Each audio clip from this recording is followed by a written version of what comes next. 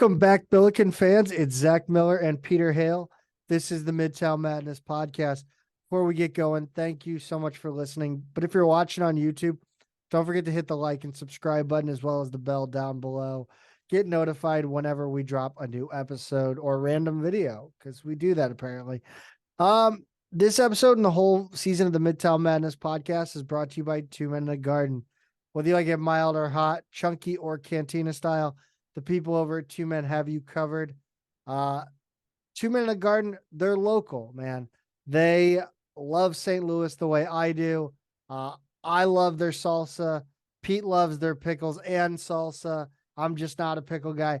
Go find their delicious, delicious salsa and pickles at twomeninagarden.com. Follow them on social media. They're actually really, really good and active on social media. You can find out when they'll be out at farmers markets. They'll post new products. Follow them on social at Two Men Salsa. That's on Instagram and Twitter. Pete, a couple of personnel news items to get into to start with men's basketball. We're obviously well on our way to the end of the men's basketball season. It's very sad, but I got to say I'm excited to catch up on Tournament of Champions on the Food Network. I'm glad to know what you do in the off season now. I wasn't sure. I thought you filled it up with training with your triathlons and everything. Yeah, I just I do. But when you got to recover, right? Recovery is a big thing, and sure. I mean, TV is great for that. That is true. That is true. And I am going to feel a little bit of a void with the tournaments winding down now. Just one game left to go. And, at least we have our two men to snack on. And, we'll still have plenty of stuff to talk about, at least in the early part of the off season here. Yep. First thing on the agenda is Gibson Jimerson. He is coming back. He wants to run it back, Pete, for the 7th year. He is back. This is, I like this. I do too. He did walk on senior day, so we weren't sure if this would happen, but he probably will be Dr. Gibson Jimerson ESQ by the time we're done with him, and I'm fine with that. I mean, I think about it. If you want to just think about it in the most unsentimental, raw terms possible, do you believe that if he left, we would go out and get his wins above replacement in the portal, right? Like we go out in the portal, you do the best you can, but you're not just going to land a Gibson Jimerson and then more guys who are better than that on top of it. You're just not. He brings back a lot of scoring. It's going to be different to see him in a new look offense without Collins, which we'll get to in a minute, but I'm excited to have him back. I thought his statement was good too. There's nowhere I'd rather be next year than St. Louis University. I can't wait to continue my journey here with my coaches and teammates and playing in front of our amazing fans. I'm excited for the opportunity to build on what we have here. The St. Louis community has made me feel at home, and I couldn't be more proud to represent the city. I thought it was concise, well said, really nice. Everything I've heard is that he's really happy here. Were you surprised to see this happen? I mean, did you think he was pretty much gone, or did you have a feeling that he might be back? Yeah, I mean, I just don't. I am surprised. I think, from everything we heard, he was ready to kind of go get paid for real. I'm wondering, how much did the Billiken Victory Fund aid in his decision? I think, with the high turnover roster wise, it's even more surprising to see him return. Obviously, we talk about how players come in and they want to they want to prove everybody wrong. Like, these guys aren't the kind of guys that, I don't know why, but it feels like there's only one league that comes together and wants to do a super team, right? It's the NBA. But it feels like there's so many players in college basketball that you don't have the Fab Five anymore, guys that all come to the same place to play together. It feels like guys want to leave their mark in their own way in other places. So I guess I guess that's what he's going for. Cause I mean, I think even the most optimistic Billiken fan would say we're primed for maybe worse than this year.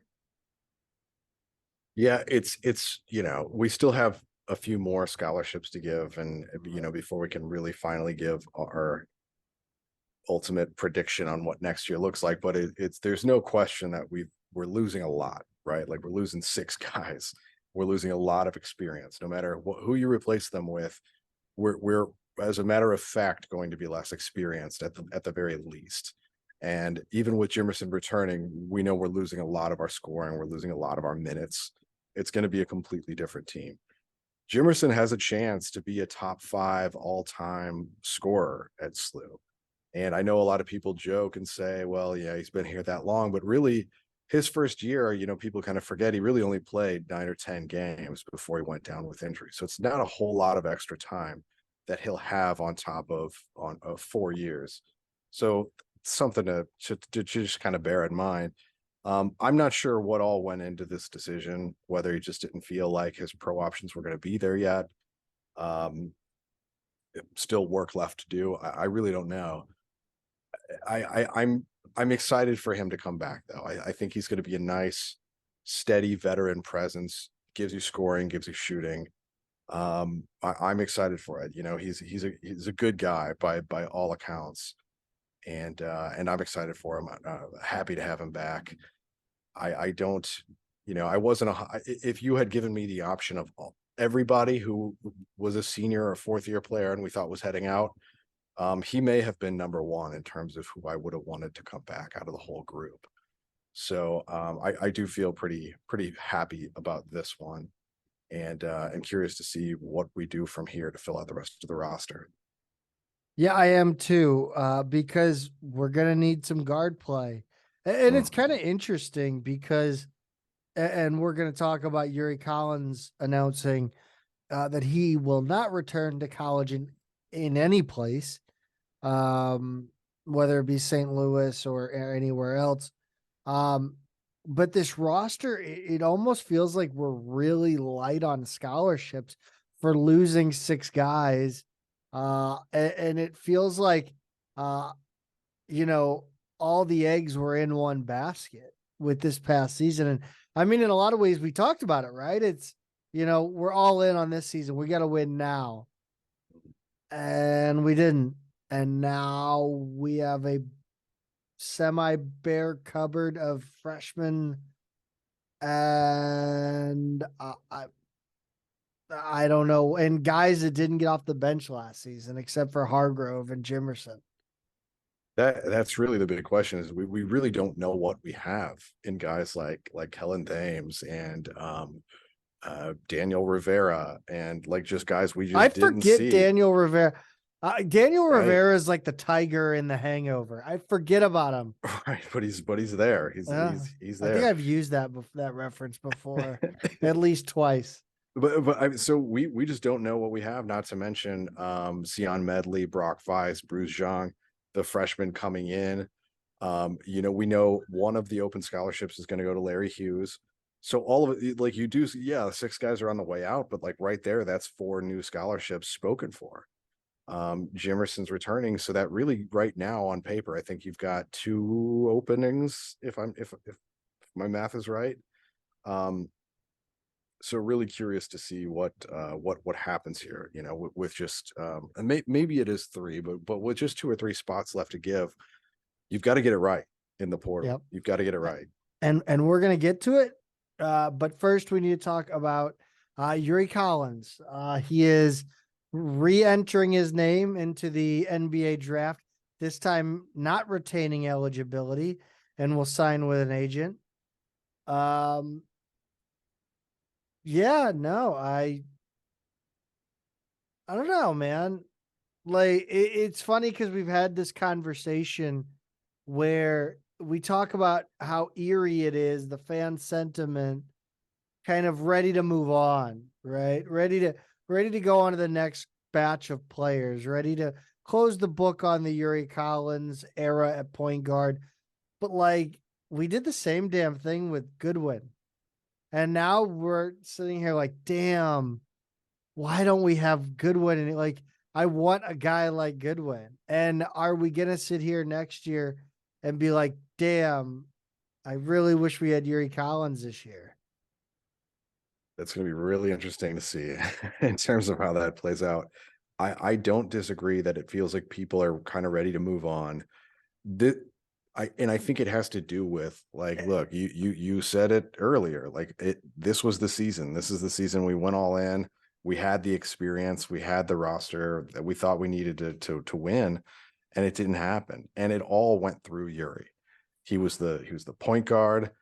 The team kind of, I mean, he was the engine, right? That powered this team for better, for worse. When it worked, when it didn't work, it was all through Yuri. And what does it look like now that he's gone? When the ball spent so much time in one player's hands, when so much of the offense went through one guy, what does it look like now? We don't really know. I would have liked to have Medley on the bench with him for a season before kind of taking over. It's weird to go to, presumably a new point guard, a freshman point guard. And yes, we could still land somebody in the portal who is the primary ball handler to start out or whatever, but it's like a clean break. It's not, there's not really a transition period. I don't know what it looks like. It's a weird new era, his statement was a little bit longer than Jimerson's, and I don't want to read the whole thing, but he thanked his family, the city, the school, Coach Ford, the staff, his teammates, and then just said after talking with his parents and the coaches, he's declaring for the draft and hiring an agent. You can hire an agent and come back to NCAA athletics now, as long as it's an approved agent who knows how to kind of play by their rules and everything. But his statement was pretty open and shut that he's moving on. So, so that's it. And it's you're right. I don't know a year from now if we're going to say, man, we wish we still had him for another year. I really don't know. I don't know what it looks like. It's just going to be a really strange transition year for us.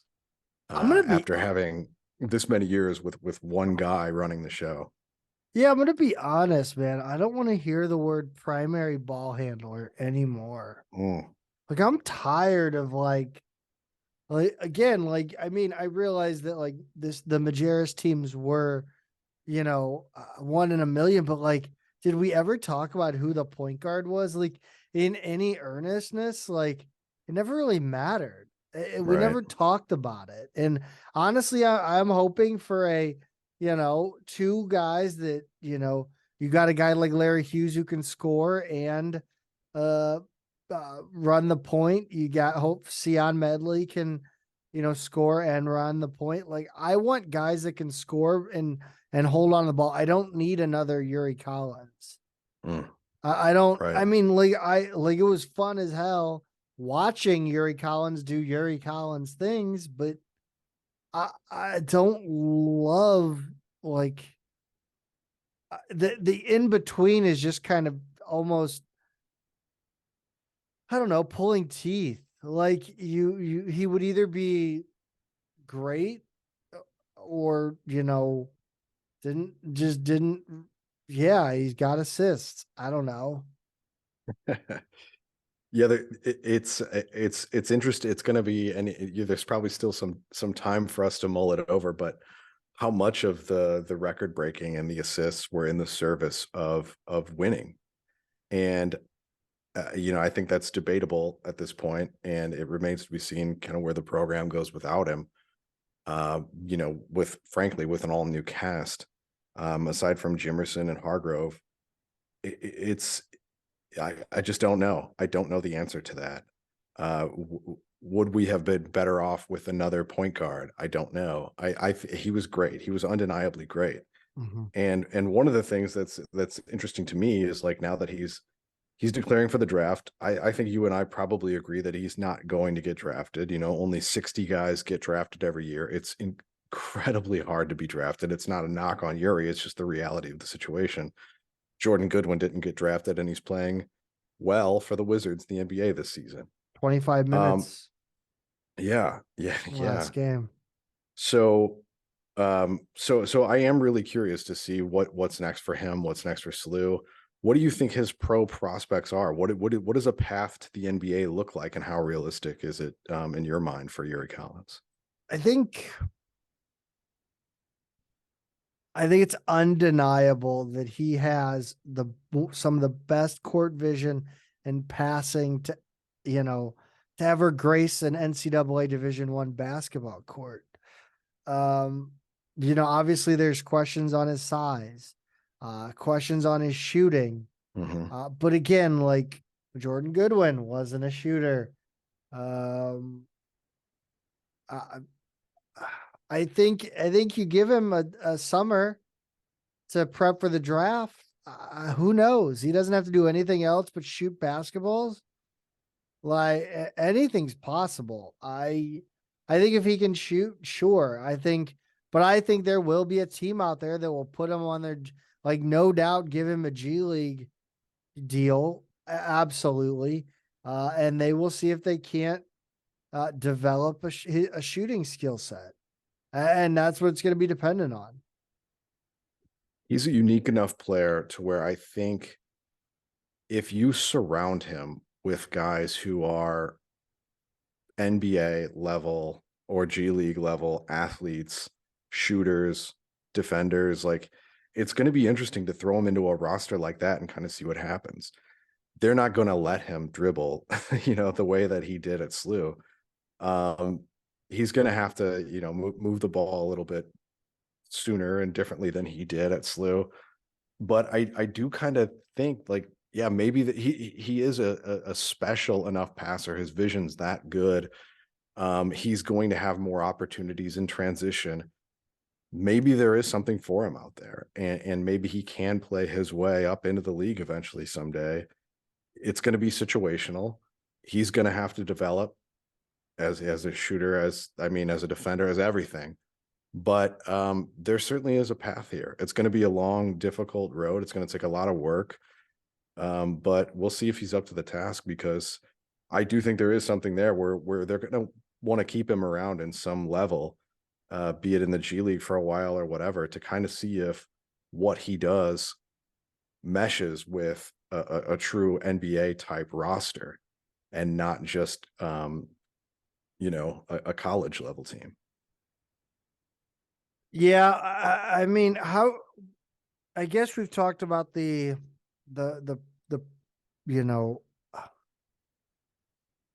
man, I just don't know. Like, I still go back to, like, his legacy at SLU, and it's so muddy, man. Like, it is. I mean, look, last year, a year ago, when we were talking about the potential of him transferring, we also talked about, like, how much, when he returns, how much did that mess with his legacy? How much did that kind of sour things this year? I think one of the things it did was we all know how high the expectations were coming into this season, but there was that added layer on Yuri, right? Like, you were out of our good graces for a little while. Like, you kind of spoiled things a little bit by threatening to go pro, threatening to transfer, kind of testing the waters there, and then eventually coming back. It all felt a little gross to SLU fans in a way that was like, okay, but now you have to deliver. And this season didn't deliver. And so I think there's just that little extra level there where it's not as clean a legacy as you would like. And so I think that's always going to be there. and then of course it's muddied by, like, I think though, I honestly, again, like, people can, I don't think that you should outwardly be, I don't think SLU fans should outwardly show any animosity towards Yuri, but absolutely, I feel different about him. Like, I will cheer Yuri on as far as he goes in basketball, and Sure. I mean, I guess in life, whatever he's gonna do. But again, like, yeah, he at the end of the day, he spent 3 years as a Billiken, right? 4, and so 4. I mean, yeah, he's a Billiken, but, like, dude, If you're gonna say you're gonna enter the transfer portal, you just gotta go, man. Like, Yeah. don't say like, don't waver on us, right? Like, show some confidence in what we have. And I don't know. I mean, looking back in hindsight, was it a warning sign almost? Like maybe we weren't gonna be as good, and why would Yuri be looking to leave? Mhm. There are a lot of behind the scenes narratives, things that happened, that we'll just never know. Did it muddy the waters with his relationships in the locker room, with his coaches, other relationships that could have been impacted by it? We'll never really know, but it certainly sort of makes you kind of ponder, um, given the way that this season went, whether there was an impact there or not. We'll never know, but it does complicate things as we look back at what is undeniably an incredible body of work, record breaking at SLU and elsewhere.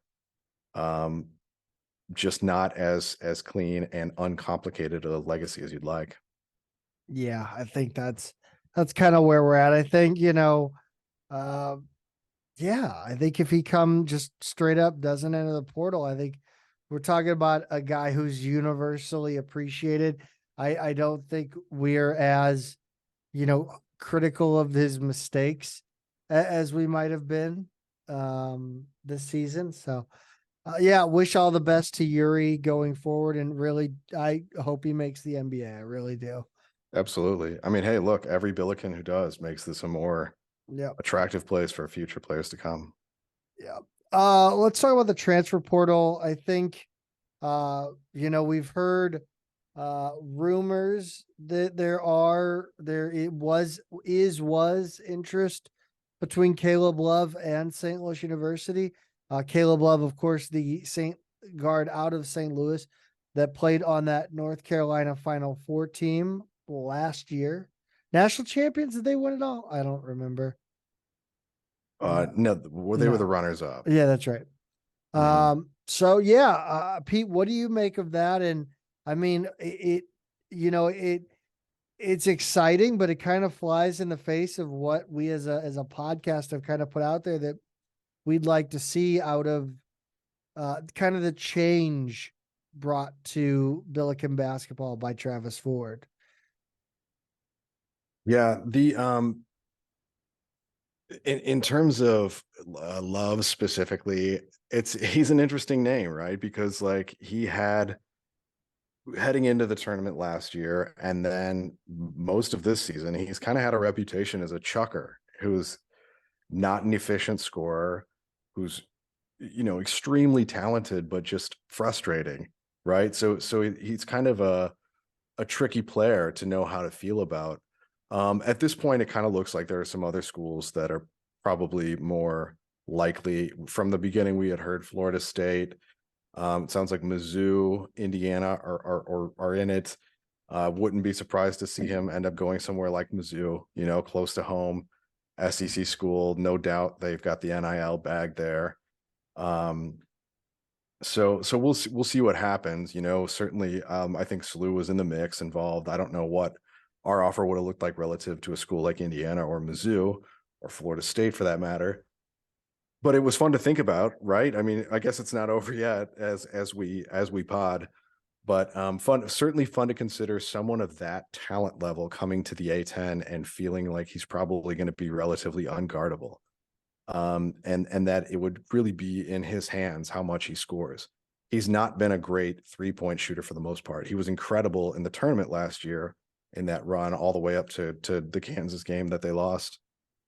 Really good. He hit some big shots in the ACC tournament last year. It was a disappointing season for UNC, unquestionably, this year with everybody coming back and them not even making the tournament. About as disappointing as it could possibly have been. But regardless, a local guy with that much talent, there's no way I would not have taken him. No matter what certain SLU fans will say, that would have been fun to see. Caleb Love in the A10, which, you know, again, not officially not happening, but we don't think it will. Yeah, no. But fun to think about. I don't know if you're kind of on the same page there or not.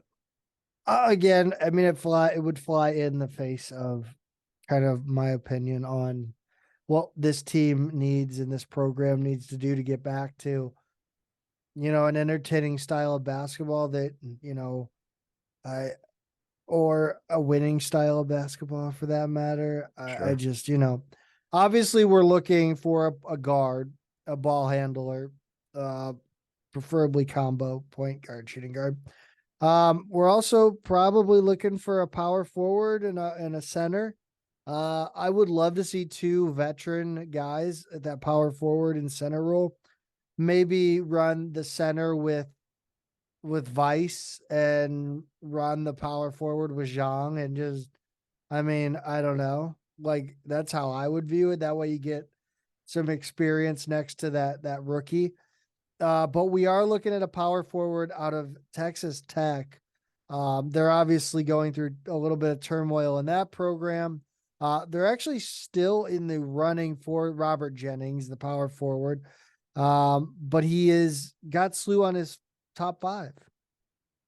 Yeah, once Texas Tech made the hire and got a new coach in there, he put him back on his, like, I'm still considering list. But SLU's in the other 4 along with Virginia, Utah, and Maryland. We knew pretty much early on that Virginia and Maryland had been talking to him. I think he's I don't know if he's visited Virginia yet or if they visited him, but I know they've been talking quite a bit. And he had, I think they recruited him out of high school and were kind of in the running. So that's a relationship that had already been established. But it's nice to see SLU in the top 5 with a tough group like this. I don't know where we stand relative to the others. I mean, I think the incumbent, Texas Tech, being where he's already at, probably has some advantage there, and that it's easier to stay where you are if you like the new coach, if you think you're going to get a bigger opportunity out of him, because I think that's what a lot of this was, is he's a really good player who just didn't get a lot of run this year. In a good team that was just facing a loaded conference, just an incredibly tough conference this year. So look, I hope we can do it. I don't have any inside information on where we are with him, but I think he'd fit perfectly. We've kind of been missing that 4 spot in the past several years at SLU. We just haven't had one. Whether we've gone with French at a 5 and kind of gone small at the 4, or if we've just gone, you know, with Okoro and Linson and now Okoro and Forrester. We've always had that 5 man, but never really a natural 4. And I think it's kind of when you've got 3 young centers, essentially all first-year players, because Cisse didn't play a whole lot this year. Depending on how you use Vice, I mean, again, he's 6'11", so not naturally somebody you would think of as a 4, but being young at that position, and you're going to be cycling through those guys, who all 3 of them kind of give you some different looks and everything, but they're not going to be guys who give you more than 20 minutes a game or whatever. I think it is time to really get a power forward type back, and honestly, probably multiple ones is what we need. So he would be a perfect fit on the roster as far as I'm concerned, and I hope we can land him. Yes, he is definitely it's the SLU Twitter think tank makes SLU thick again.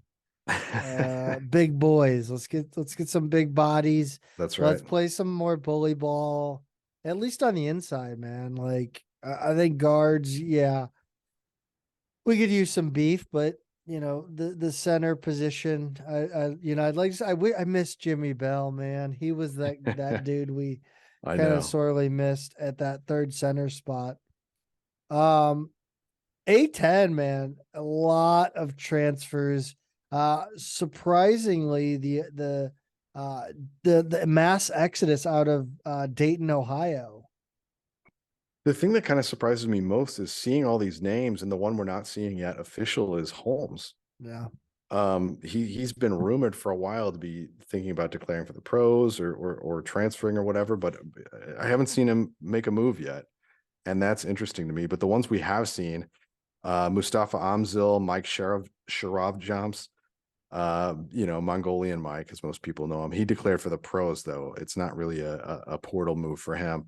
RJ Blakeney, Caleb Washington, Richard Amafule, and Tyrone Baker are all leaving. The last four guys didn't play a whole lot.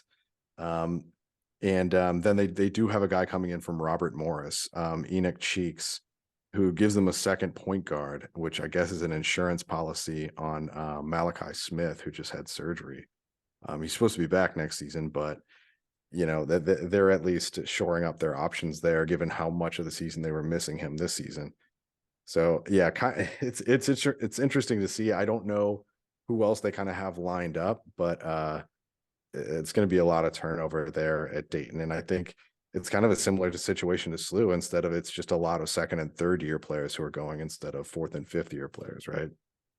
Yeah, now great. Dayton's got 2 ball handlers, just like I have been stomping for weeks now. Right. George Mason, Kim English trying to make Providence, Fairfax North.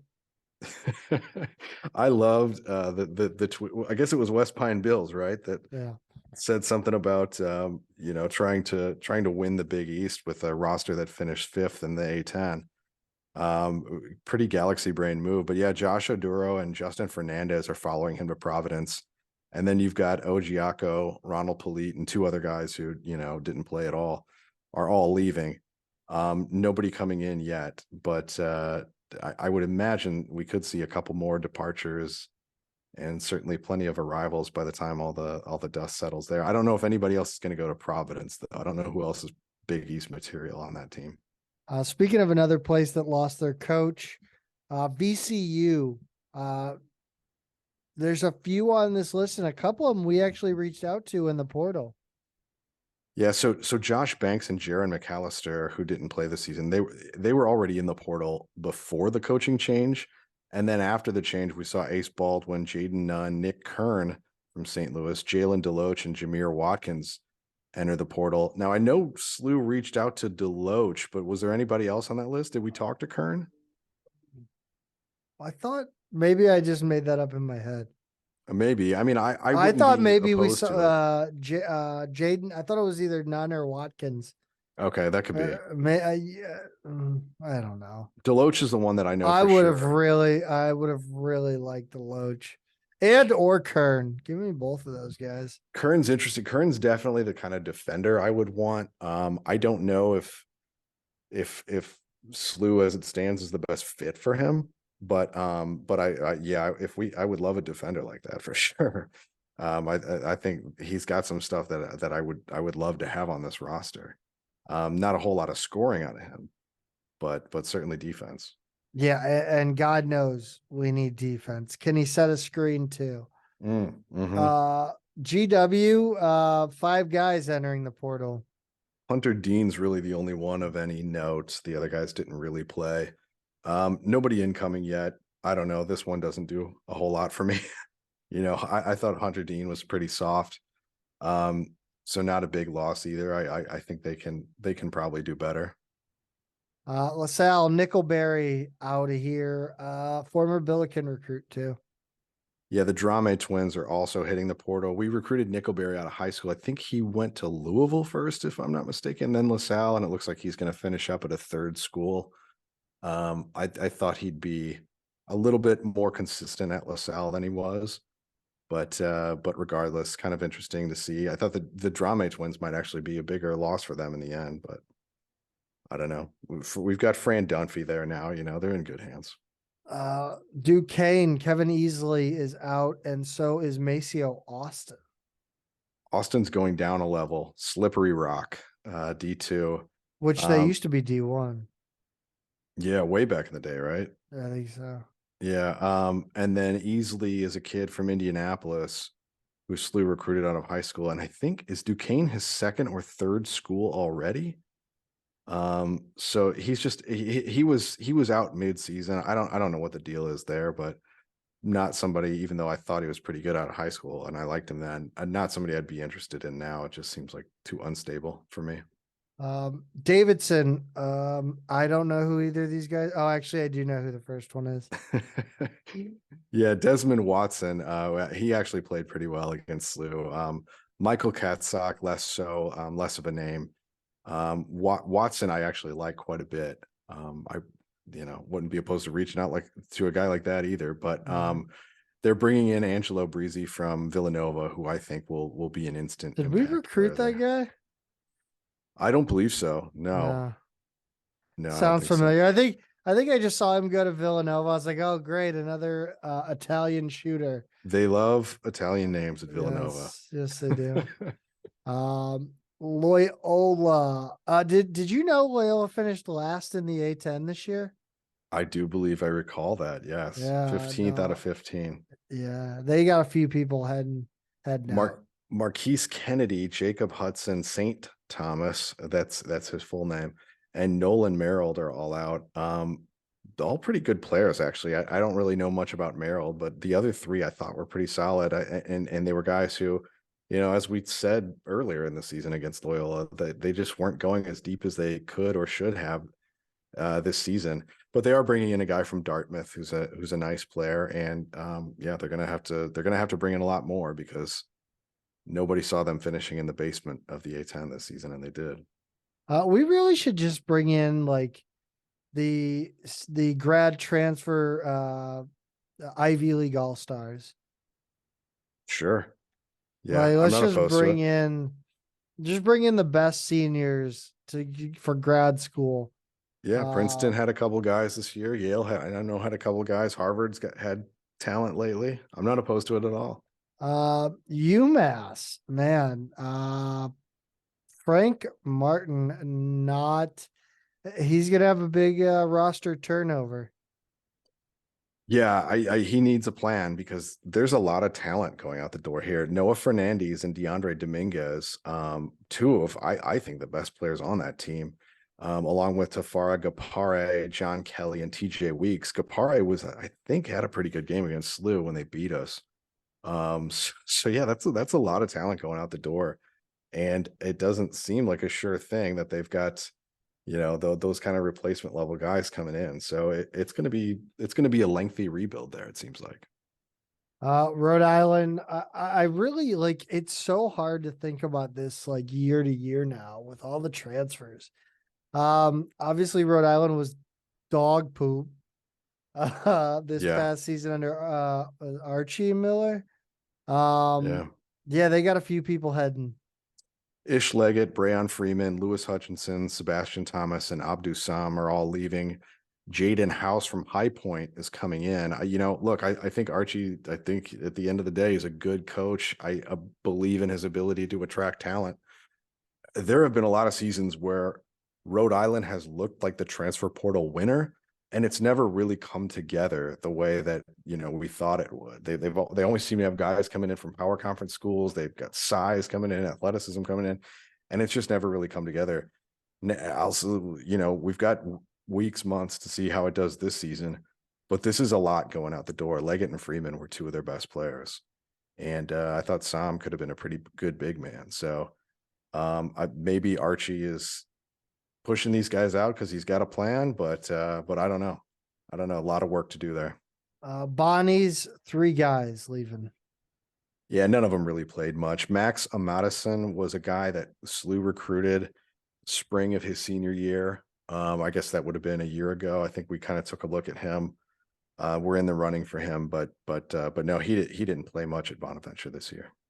We know that Schmidt never goes very deep. No, not at all. St. Joe's.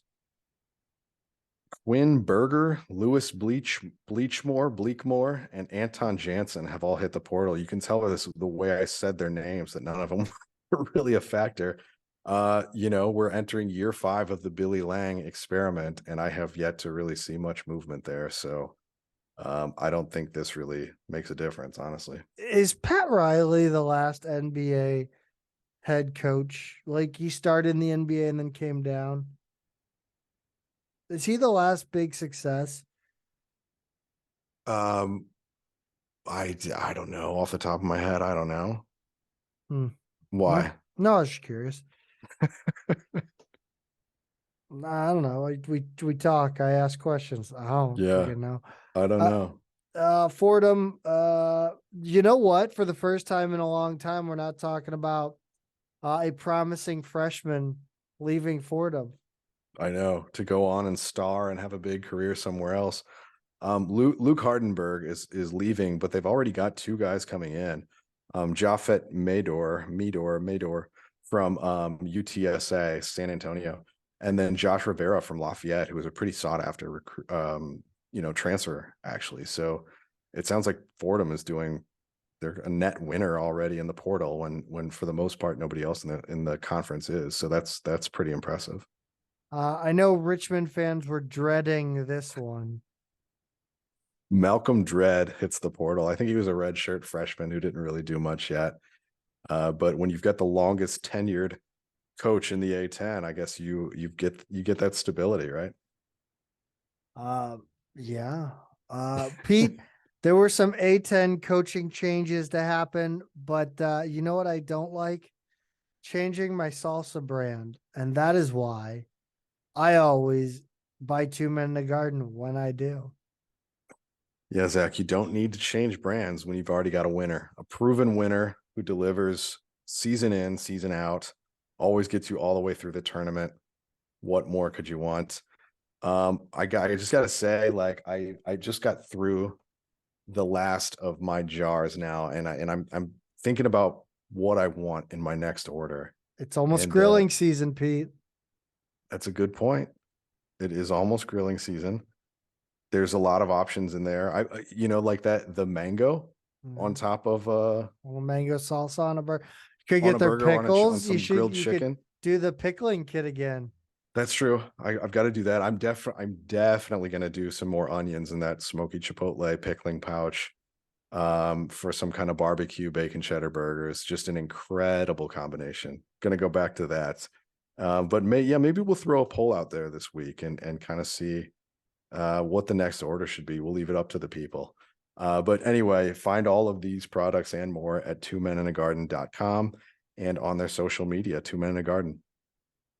Mike Rhodes is leaving VCU to take the Penn State job just 24 hours after he dispelled the rumors on Twitter.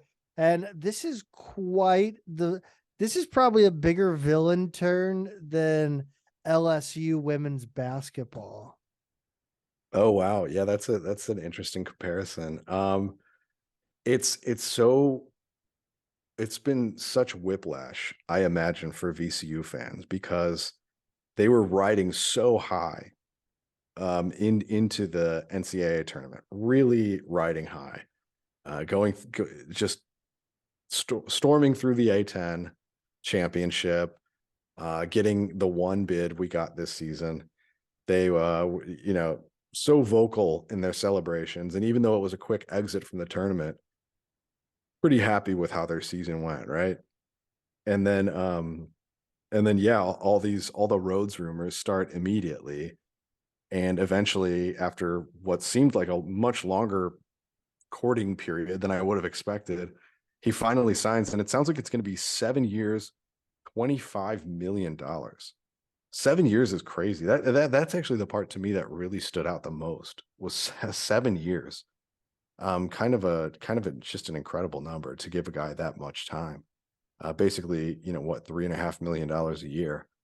Were you surprised by that contract? I mean, I know he's a guy who kind of has some ties to Pennsylvania, but man, oh man, that's a leap of faith. Yeah, I don't know, man. Like, I don't know really enough about like coaching contracts. And I mean, I know about Ford's buyout because it's been publicized in a lot of ways. But yeah, man, I think 7 years is definitely above the standard that we Yeah. see. And I don't know, man. I wish we were in this position. I'm not gonna lie to you. I wish we had I would rather be VCU right now. I would gladly take a coach leaving and scorning us for the bigger, badder program because they were doing so great here. Mm. So would you take that even if you didn't have another guy lined up the way that they did? Mm, yes, because it's proven at that point. We had that opportunity, man. We had that, and we hired Jim Cruz. Sure. In Yeah. a lot of ways, that's what it was. Um, that was an interesting one, right? And we're gonna get to it eventually. But the what if is, again, maybe you don't get two NCAA tournaments if you do a nationwide coaching search. That's a After good that point. first season, under Cruz, where they went to the NCAA tournament, maybe you don't get a third. Um, yeah, I think I would. Hmm. Because I mean, then you've got a coach that proves that it's possible here, Right. that entices the job, and you've got the money, um, from the NCAA credits Yeah. to pay for it. You got Well, the NCAA payout, well, not to mention, I mean, Penn State had to buy him out, right? right? So they've got that even more directly. It was amazing to me, Zach, the timing on this. Ryan Odom named head coach at VCU on the same day that Penn State made it official with Mike Rhodes. I don't know if I've ever. I mean, I can't think of another time I've seen, aside from like if it's coming from within the program, to hire an outside coach and announce it officially the same day that your former coach was announced at his new school. Incredible timing. I mean, talking about whiplash that VCU fans have been through. They're screaming about Rhodes, and just like that, the new guy's already in place, locked in. Yeah, I think it's great though. I mean, I think obviously this was already planned out. Yeah, Obviously, Rhodes, at least made it known that he was looking at Penn State. Maybe he made it known the entire time he was at VCU that that's his dream job. it's possible. Sure. So yeah, it's weird. It's certainly weird. Um, yeah, Odom's from Utah State. Um, I don't know. He seems like a great coach. He's done wonders at Utah State. He kind of seems like one of these guys who overachieves everywhere he is. I mean, he was a former Virginia Tech assistant, so he's got ties to the area. Head coach at Lenoir Rhine. I can never say the first one. And Leanne then Rhymes. yeah, it's a lower division school out there. And then UMBC, when they upset number one Virginia, he was the coach there. So he's a guy who kind of punches above whatever his program is. And then he's also got a long-standing relationship with VCU's athletic director. So I mean, that they were It, talking as soon as, like you said, Rhodes had clearly been talking to Penn State at least a week before it was official. So then the AD could already be like, look, we think this is happening. If this happens, are you ready? Talking with him, his agent, getting everything lined up. And I think that's credit to VCU's athletic director here. I mean, that's a strong move. It's a smart move. And they got their guy. I mean, what's interesting to me is this is a real move away from their sort of defensive basketball identity that they've sort of maintained through like 3 or 4 different coaches now, from Shaka Smart on. The even if it's not the purest form of Havoc, they've played an aggressive defensive style that whole time, and you're really getting away from that with Odom. He's a totally different type of coach than Rhodes. It's going to be a totally different style, so it's no wonder that you see this many guys in the portal. George Mason has their replacement for Kim English, and I have no idea who Tony Skin is. So he was a starter on their team that went to the Final Four back in 06. I can't believe it's been that long, by the way. Yeah, I'm still mad about 2006. them making the Final Four because I was playing in the 2K tournament, the College Hoops 2K tournament. I had to be George Mason. I see. Well, I'm sorry for your loss. But he was a starter on that team. Most recently, he was on Kevin Willard's staff at Maryland. Previously, he was an assistant for Willard up at Seton Hall. Also did a season at Ohio State. He was at Louisiana Tech before that. So kind of seen as, an assistant who's put in his time. He's also a young guy. Clearly, if he was on that team, it means he's in his probably late 30s now. So he'd be one of the younger coaches around as well. And he was one of the guys, as soon as English moved on, his name was floated. I don't know why this one took longer. It was maybe not a full 2 weeks, but it was at least a week or so from the time English was gone to the time he was announced. So way different method of operating within the George Mason athletic department than there was at VCU. And I know VCU fans were getting a little restless, but in the end, it seems like they hired the guy that probably, if you took a straw poll, most fans would have wanted. So it seems like a good hire there as well. Pete, let's do our trivia question of the week, which you are extremely proud of. I'm excited. Well, yeah, we got to fire this back up because it's been a few weeks. We've been a little lazy on it. And finally I had an idea, and I did my homework on it. Which SLU men's basketball player is our all-time leading scorer in NCAA tournament history? So of every SLU player to play at the men's basketball program, who has scored the most points in the NCAA tournament on an aggregate basis is what I want to know.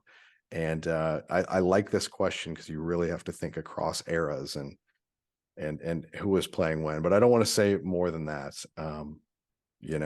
We'll blast this one out on social media. The answer may surprise you. Of course, as always, as every good trivia question answer should. Good news out of Rebecca Tillett's program, twofold. First, Julia Martinez is coming back, and she announced that on her Instagram this week. She said, "I wouldn't want to play anywhere else or in front of any other fans. Thank you for the support the past 4 years. Let's do one more." It's a shame, Zach, we couldn't quite get her to announce on our show before the tournament. We had her on to talk to her for a half hour or so. We tried. She didn't do it. But you and I could not be more excited to have her back. She's really the straw that stirs the drink when it comes to that team, and makes them so fun and exciting to watch. And it buys Coach Tillett another year, right, to kind of get more of long-term roster strategy in place. Mm-hmm. She's a bridge player, who's a veteran 5th-year player, got her to the program's first tournament ever. And we know that after next season, they're going to be losing several key players who are all 4th and 5th year players, or I think mostly 5th year players. They're going to be losing a lot. So, it gives her more time to really make inroads in recruiting in St. Louis and elsewhere and build a roster. So it's not just this season that this is big news for. I think it's good news long-term for SLU. And I think you're probably as excited as I am about it. Yeah, I really am. And beyond being just a very good player and a very hard-working player, she's a lot of fun to talk to. And I know both of us thought that our interview with her was one of the best. I always get a little nervous when I'm talking with people that are players that I may not have any experience with personally. Like, I can do, the guys from my era, no problem. But when you get a guy like Momo in who's from a completely different background and doesn't necessarily, Lindsay Heckel, didn't really know her, just kind of, it can be, you can be unsure, but Julia Martinez was just a lot of fun to have on the show. Just fun personality, fun player, easy to root for, and can't wait to see what she does with this team again this season. News that kind of snuck up on me and I didn't even think about, like Brooke Flowers declared for the NBA draft. I didn't think about this one either, but I guess it was like, well, duh, yeah, why wouldn't she? Like declare. Did I say the WNBA draft or the NBA draft? I heard W, but okay, I don't know. Yeah. If it's on the teleprompter, Ron Burgundy will read it. So I probably said WNBA. But yeah, why not? Of course. And yeah, you're right. I didn't think of it either. But go through the process, get the feedback, see what pro opportunities are out there. We've said on the show before, the WNBA is tiny. There are very few players who make it. And I gotta say, watching the Final Four this weekend it's clear that the level of talent at the top schools it's amazing. It's incredible, right? I mean, she's a long shot. Even at 6'5", with her shot blocking ability, with the way that she's worked on her offensive game, with a lot of the things that she does. She's a long shot and she probably knows it, but of course, go through the process and get this experience, and then see what your options are. And man, I really hope she's got a pro future in some way, shape, or form, because she's a great player. She's one of the all-time great Billikens, and another player who's really easy to root for. So very cool, and I can't wait to see what's in store for her with this. You know who also declared for the WNBA draft, and I had a good laugh at? Oh, was it Kaija Yeah, it Harissa? was Kaija Harbison. Yeah, she actually put up pretty good numbers in the SEC this year. I hadn't known, and she was second team all conference, and that's the conference that obviously has LSU, South Carolina, and Tennessee. So she certainly put up numbers there. Now, again, long shot probably, but yeah, we'll see. Baseball, a heartbreaking midweek game. 14-12 loss to SIUE on Tuesday the 28th. The hardest thing about this one, Zach, I mean, it's look, it's a midweek staff game for both teams, and we talked about last week. It was surprising to see a low scoring version of this kind of game. This is more in line with what you're kind of used to.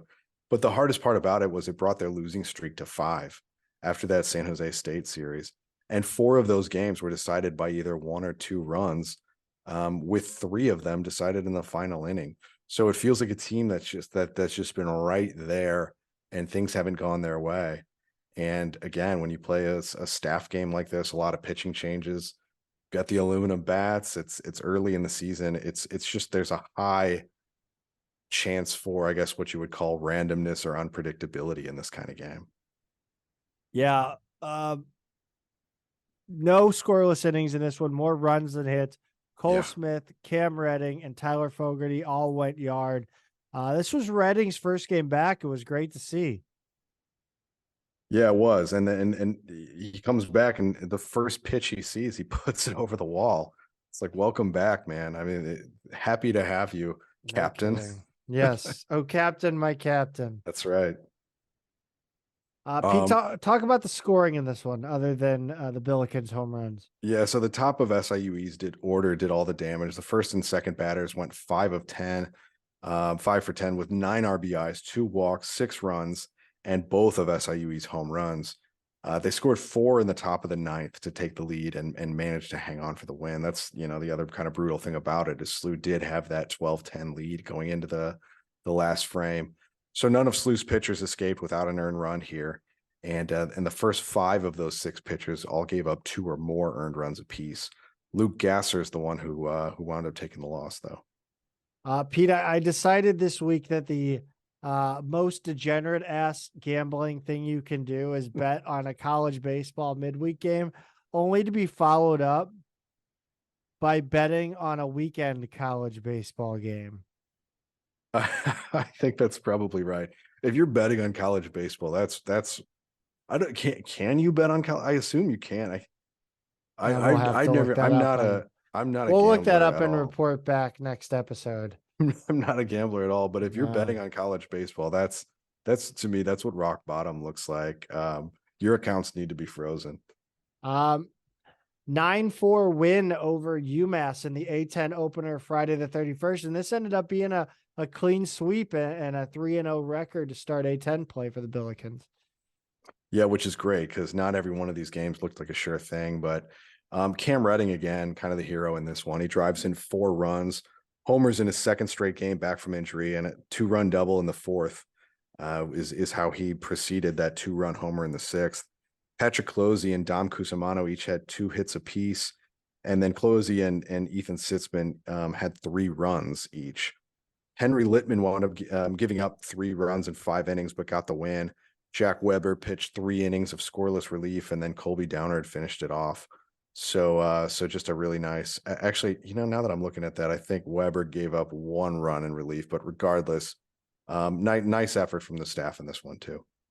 Billikens pull out a 7-6 win on Saturday the 1st, and Pete, it was 6-1 at one point, and somehow I knew SLU was going to win this game. It just I was not. I mean, even going into 8th or 9th, I was like, yeah, this SLU's going to tie this up. I didn't know they would win it on a walk off in the 9th, though. Yeah, I can't remember what your first text was. You were just like, College baseball is stupid. That's what it was. That's what it was. Yeah, 6-1, and you just you knew something was gonna go awry here. SLU actually took a 1-0 lead in the bottom of the first when who else? Cam Redding singles up through the left side to drive Patrick Closey home. And then UMass rattles off the next 6 runs with 3 in the second and 3 in the fifth. SLU manages to get 4 back in the 7th. First, a Tyler Fogarty RBI double, and then an Easton Richter 2-run double. Lastly, you've got an RBI single from Closey. And then he goes on to pick up another RBI single in the 9th to tie it. Ethan Sitzman gets up and walks it off with a bases loaded single. So chaos reigns in this one, and SLU walks off a 7-6 win. Jackson Holmes started. He gave up 5 runs, 4 of those earned. Caleb Thompson allowed 1 run in 3 innings of relief. And then Ben Cherico picked up the win because he pitched the final inning in 2/3. Absurdity to the highest degree. But luckily, Zach, in this last game, not nearly as much drama. Now, Owen Chafin gives up 1 run on 5 innings pitched in an 11-1 Billiken win versus UMass on Sunday the 2nd. The bullpen shut the door after that. Pete, it's always kind of funny when a team jumps out to a big lead in a Sunday game and the other team's like, yeah, all right, fine. Let's just end this and get the hell out of here. We've got a long plane ride back to Western Massachusetts. So, let's go ahead and get this done. It was just a hit after hit after hit. SLU racked up 7 in the 2nd inning and then added a few insurance runs in the 4th and 5th. And this was not a nervy affair. Now, yeah, I mean, it seemed like the game took forever to get to that 5th. And then as soon as the Billikens got to the bullpen, it was over. It was over within the next 30 minutes. Right. At least that's the way it felt. Yeah, for sure. 11 runs on 12 hits, no home runs. But which is kind of funny because this team does seem to like the long ball. Just the way chicks dig the long ball, Pete. That's right. That's right. Next up, they have a rematch at SIUE on Tuesday the 4th, and they head to Bonaventure for a 3-game weekend series from the 6th to the 8th. Bonaventure is very bad. They're 4-17. However, they did just bring in a new coach, Jason Rathbun, who is a very successful JUCO coach prior and actually is coming off a JUCO national championship. Kind of a similar background to Hendo. Yeah, it's going to be interesting to see if he can kind of up the level at a very tough program. It's also been interesting, playing St. Bonaventure was a big boon for the women's team already. So interesting to see both the men, the baseball and softball teams taking advantage of those matchups early in the A10 season. UMass is not a great team either. It's fortunate that SLU managed to get all 3 of those in what looked like it could have been a 2 out of 3 series. So you do have to take care of business against the bottom of the conference, and hopefully they can get another sweep this week against Bonaventure. Yeah, all these games are at 1 p.m. this week, Thursday, Friday, and Saturday, which begs the question, does Bonaventure have lights on their field? That is a good question. I mean, you're our A10 baseball stadium expert. I am. And now I see you jumping in to look that up.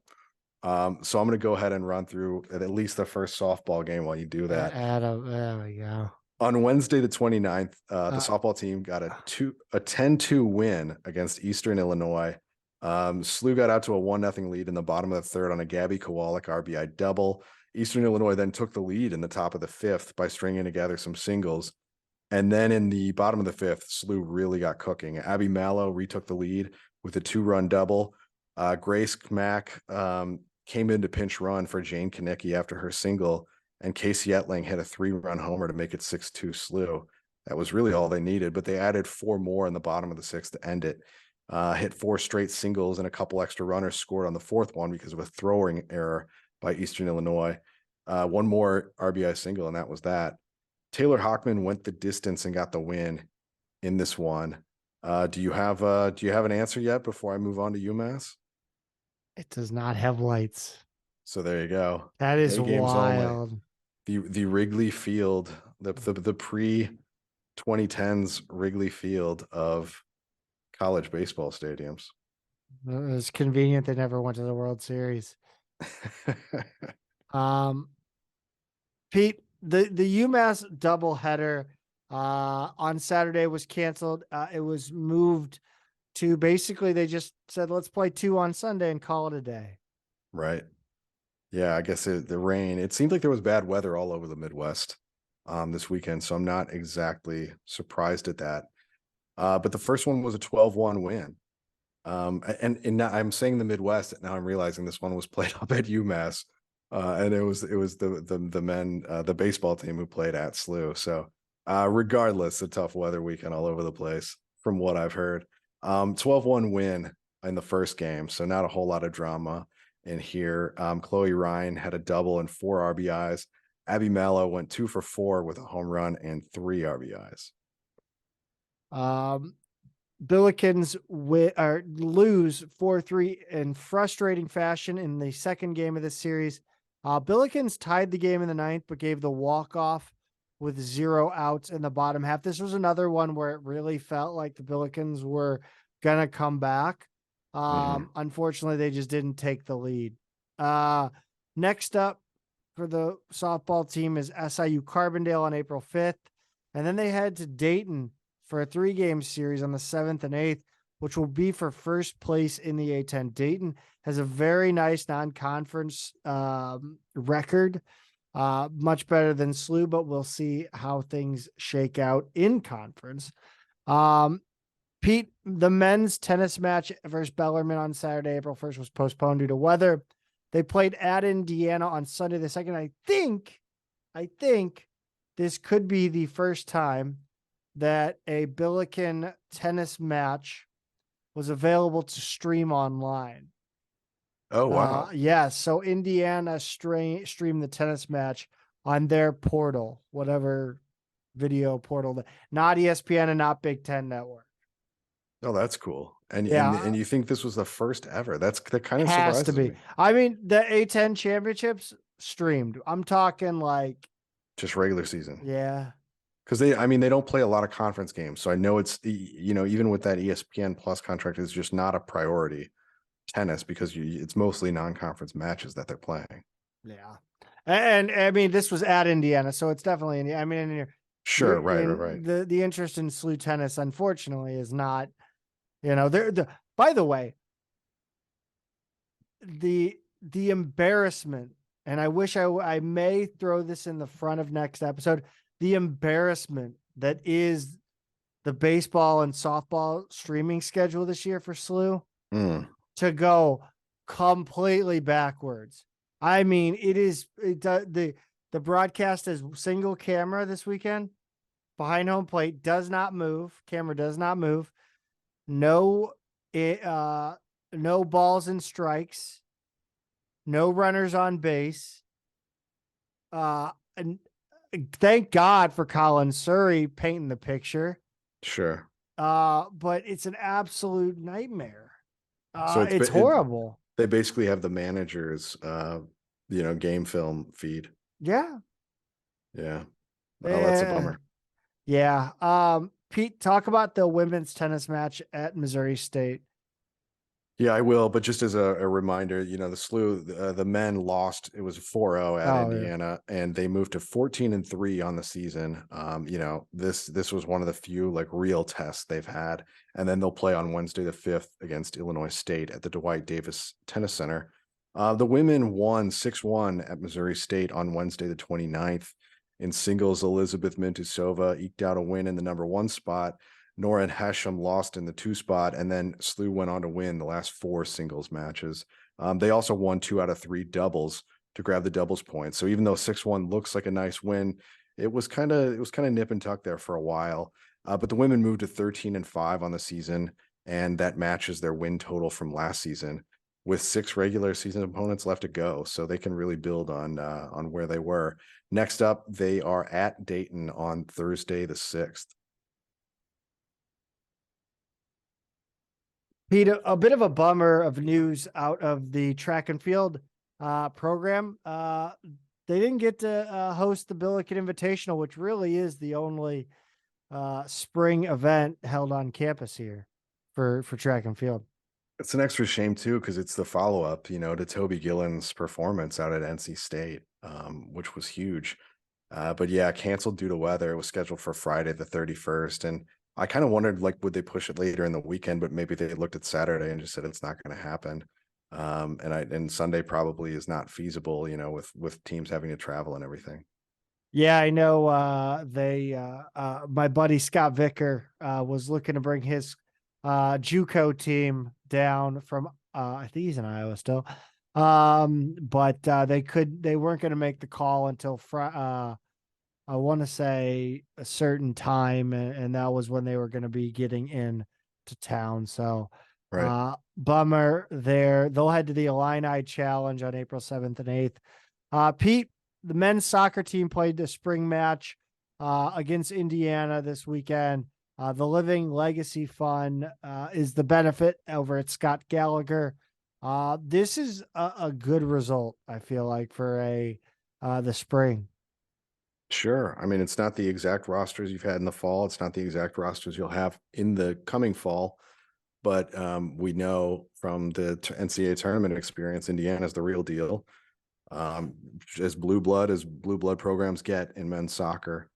And yeah, it's a really nice result for a good cause. It's a match that we mentioned a long time ago was coming, and it's exciting to get that result. So good news all around, I think. Pete, what do you think about this NCAA final? Oh, sorry, no. Next up is April 15th versus Kentucky at Herman Stadium. Simon Betcher scores 4 goals in the first 4 games of the season with Vancouver Whitecaps. He's nominated for MLS Player of the Match Day. And Pete, he'll be playing at St. Louis City on May 27th. I know that because I have tickets for that game. It'll be my first STL City experience. Oh man, goodbye on that one. Or BUY is what I mean. It's that's a smart purchase to to see our guy Simon Betcher out there.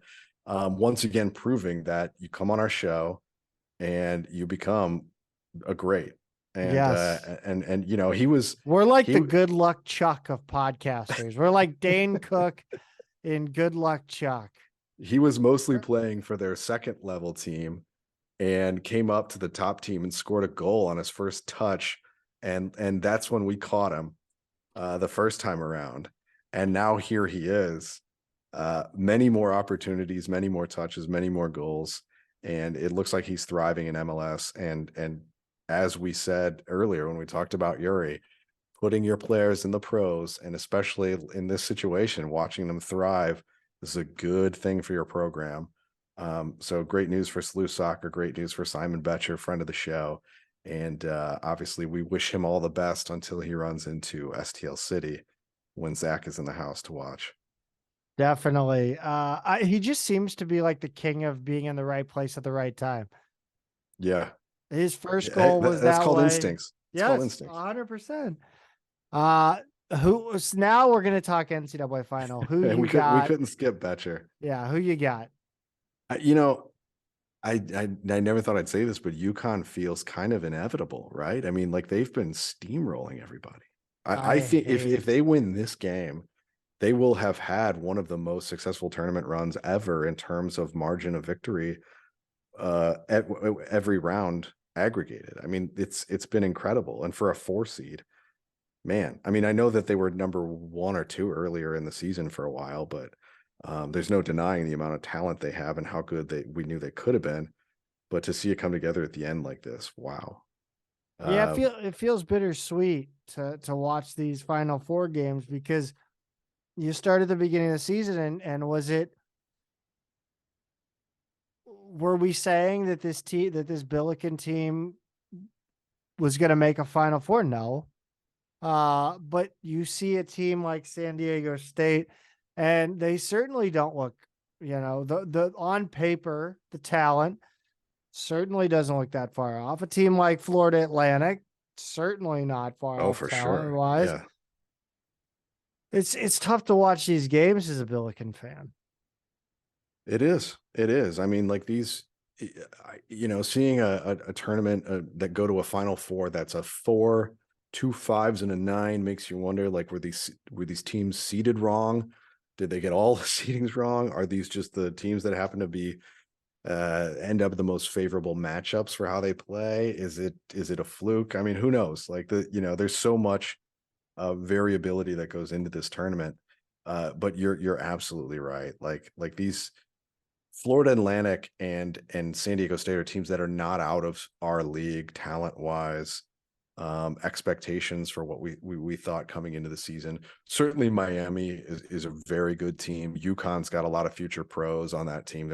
They've got a ton of talent, a ton of young talent that was super hyped coming into the season. So they almost remind me more of like a Kentucky team that came in with a bunch of 5 stars, underachieved in the regular season and got hot at the end. And I know that they've won titles that way before. Exactly right. That's kind of who UConn is this year, maybe a less extreme, less hyped version of that. But they're more along those lines where I do look at a Florida Atlantic and a San Diego State and kind of you're right, like kind of give it a sigh and go, maybe you've had everything broken right. You never know. But those are 2 teams that really, really played well all season long. And especially Florida Atlantic. When I saw them get a 9, I was furious. I was like, you win. I think at the time they were 31-3. I'm like, what else can you do? And you put them in a 9. It's not fair to them. It's not fair to Memphis, who was the number 8. It's not fair to the what should have been the number 1 coming out of that game. But regardless, all they did was beat everybody in front of them on the way to the Final Four. And what a coaching job that was this season down there. That wraps it up for the week in Billiken Athletics. Follow us on Twitter at Midtown Mad Pod. At Peter is a tweeter at Zach Miller MMP, and on Instagram at Midtown Mad Pod. If you have a suggestion for the show, let us know. Subscribe, comment, rate, whatever you can do to spread the word is always appreciated. As always, Pete, go Bills. Go Bills.